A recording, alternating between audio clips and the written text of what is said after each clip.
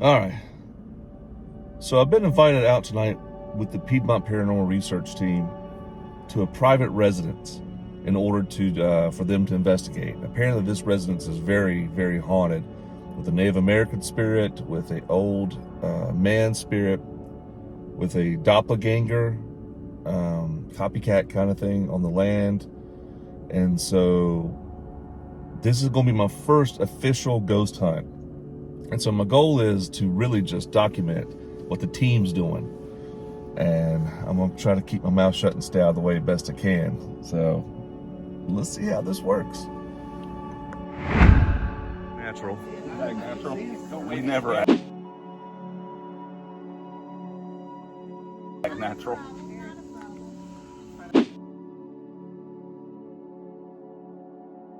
All right. May I enter the house? Actually, they'll get me to go walk through. Stay on the house. Okay. Mom needed me to go inside. Well, not yet. Like I said, if we need to take the dog out.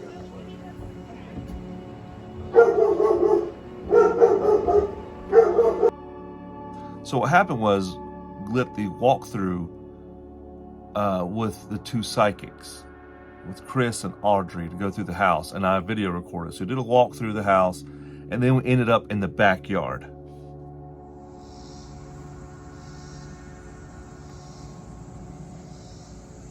Is that the bathroom? Knocks on the window. So when we pick up stuff, mine comes in fast, and sometimes I see, sometimes I hear, sometimes I can watch them go past. Depends on how strong the energy is when we're around. Mm-hmm. Audrey gets snapshots like Polaroids, and then we have to try and piece her puzzles together. I'm picking up that the children come and go through here, and that there's a strong Native American presence here, in these front trees, and the property across the street. But there are two children here. I can't confirm who they are. And I get that I'm picking up that they knock on the windows. Inside or outside? From the outside. So he's saying that they knock on the windows, which is odd because Scott and his team picked up, after we did the investigation, we were debriefing in the kitchen. And right here is the audio recording of tapping on the window as he's speaking about it. And he confirmed they do get tapping on the windows. From the outside.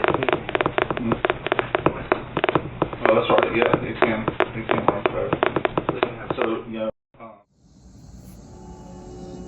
And they go in and out of the house every now and then, but only when they feel like it. Cold chills all of a sudden. Yeah. I'm sweating, I got cold chills. There's an older male inside the house, a little bit taller than me, gray, scraggly hair, like Heather talked about. But he's older than the house, connected to the land somehow. And did the Wi-Fi tonight, probably. So this is ring security footage from Amanda, the homeowner of the residence. This is pointing out her front door towards her duck pen. She has some ducks, and this is a pen. Now, what you're about to see is crazy and really kicked off the investigation. Take a look. From the door of the duck pen, you'll see 3 lights. There it is, right there. Looks like it comes down from the tree. There's 2 lights, and look at the foot walking. What is that? And now watch. This beam of light is going to shoot out, and in the top left corner, a light will turn on. Boom. That's the neighbor's motion sensor light that just kicked on. That's really, really cool.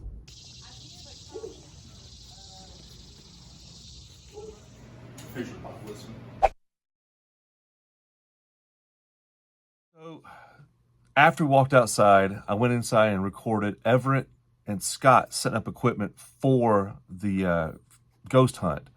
And this is the only evidence I captured, but listen up, listen closely. Is there a secret you're hiding here?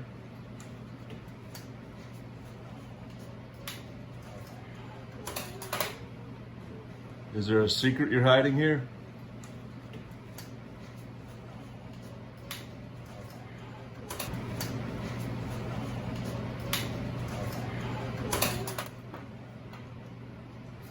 So this spirit box session right here, same night, Amanda, the homeowner, is asking, pretty much saying, are you upset about us in this house?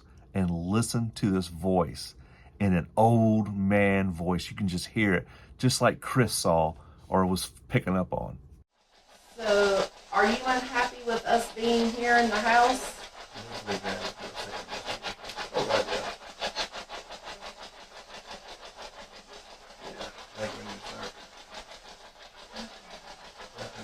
Yeah.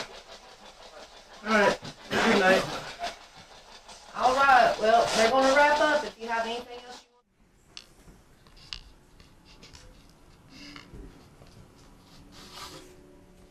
So after setting up, we went back in again with lights out with the metaphysical team. This is Jennifer. She's training and practicing her metaphysical psychic abilities. Because it's like it'll go completely gray to where I have no head. There's nothing up here at all. It's just all gray smoke. And then it'll go away, and it's like this side of my face. Even looking right now, it's like this side of my face is drawn, like my eyes swollen. This is like drooping. And the reason I'm leaning that way is because you're not really getting a communication. You're just seeing something. So I'm almost wondering if you're seeing what she went through in here, or what she felt. You know what I mean? And it was like there's a gray spot right here. Now Jennifer says there's a gray spot right here. Here is the crazy part. There's a photo that Scott and his team recorded, PPIT, that shows that spot from the outside with the red light, long exposure, and there's a shadow. You see it? Up to the top up there. Some kind of black mass, which is what Jennifer says she saw. A gray shadow kind of thing, and they captured it on camera. That's awesome.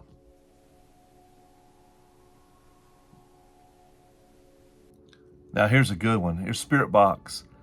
I can't tell if it's from the Spirit Box or a disembodied voice says, "Oh God," in like a gravelly voice. And if you listen in that same voice and same tone, it says something else. I can't make it out. Tell me what you think it says. But listen. About November, October, November. But my friend Rebecca noticed the music that you played a couple years ago, so it's kind of interesting to find out how long you've been here. So that's the breakdown of the investigation. They concluded it. We checked out the rock. We checked out the house with the empaths and then the technical team. Is that correct? Yes. Sound correct? And they gave me a cool shirt. I get to keep it, right? Oh yeah, that's yours. You are, like I said, you are an honorary member of PPIT. We'll bill you later. So this is basically the house here. They had some stuff going on in here. This is the bathroom that renovated. They had problems with. There is 2 mirrors in here that face each other. I don't know if that's it, but one of the mirrors is right there. This is a mirror. That's a mirror, so that's a mirror, and that's a mirror. So they've covered those up because that was an issue as far as like problems in here. Also, this bathroom was totally renovated, causing problems with the angry male figure. And here in the bedroom, they had 2 laser grids set up. They caught some movement on the laser grids. Living room area. To the kitchen, we had a laser grid point down into the hallway. Down here was a storage room where ex-girlfriend who claimed was Wiccan stayed in. When I walked here, I felt a strong, like, get out feeling. And actually, on the EVP, the obelisk, it said leave and shopping. That's relevant. Dreamcatcher. This was shut off during the thing. This is also where the younger female said that a grandmother figure she would look at and communicate with stayed in the closet. And then we go into the main kitchen here. We're breaking down equipment.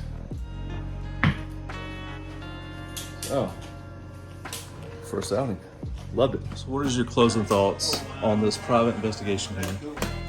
Well, I'm glad that we found a solution and we acted on it.